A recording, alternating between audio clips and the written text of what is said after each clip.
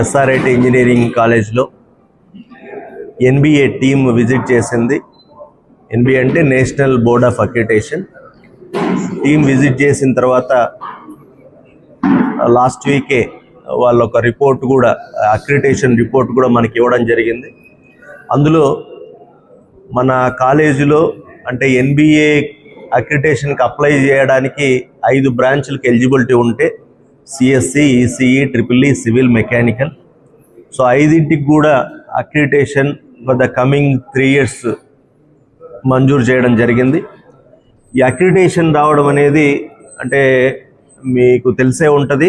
ఇది ఈ టెక్నికల్ ఇన్స్టిట్యూషన్స్కి అంటే ఎస్పెషల్లీ ఇంజనీరింగ్ కాలేజీలో అంటే స్టాండర్డ్స్ మెజర్ చేయడానికి ఉన్న ఈ మన దేశంలో ఉన్న ఏకైక టాప్ బాడీ. అంటే ఎన్బిఏ వాడు అక్రిడిటేషన్ అంటే ఈ కాలేజీలో ఈ స్టాండర్డ్స్ ఉన్నాయి అని చెప్పాడంటే అదొక అంటే డెఫినెట్గా చాలా బాగుంది ఇన్స్టిట్యూట్ అని అర్థం. సో అందులో భాగంగా ఇప్పుడు మనం చూస్తే 2008లో ఈ కాలేజ్ ఎస్టాబ్లిష్ చేసాం ఇక్కడ బై ద నేమ్ అంటే ఫేమస్ మ్యాథమెటిషియన్ శ్రీనివాస రామానుజన్ పేరుతో. సో 2008లో ఎస్టాబ్లిష్ చేసిన తర్వాత 2017లో ఫస్ట్ NAAC అక్రిడిటేషన్కి వెళ్ళాం.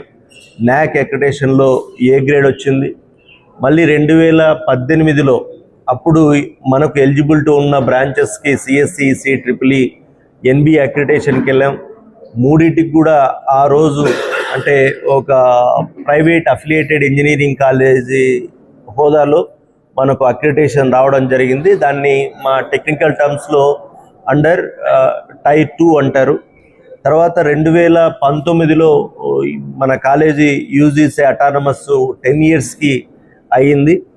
2019 అటానమస్ అయిన తర్వాత ఎన్బిఏ అక్రిడిటేషన్ కూడా రెన్యువల్ అవుతూనే వచ్చింది.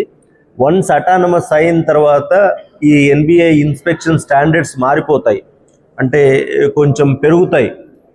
So that is called under tier 1. సో ఈ టైర్ 1లో మళ్ళీ ఎన్బిఏకి అప్లై చేసాము. వాళ్ళు విజిట్ చేశారు. అంటే జనరల్లీ ఎన్బిఏ అక్రిడిటేషను చాలా ఎందుకు ఇంత స్టాండర్డు, ఈ దేశంలోనే ది బెస్ట్ అక్రిడిటెడ్ అంటే అసెస్మెంట్ ఏజెన్సీ అని ఎందుకు అంటారంటే వచ్చే అంటే వాళ్ళు విజిట్ చేసే వాళ్ళు కూడా మొత్తం కమిటీ అంతా వీళ్ళు ఆల్మోస్ట్ ఐఐటీస్ నుంచి, ఎన్ఐటీస్ నుంచి అంటే దేశంలో ఉన్న వివిధ రాష్ట్రాల నుంచి వస్తారు.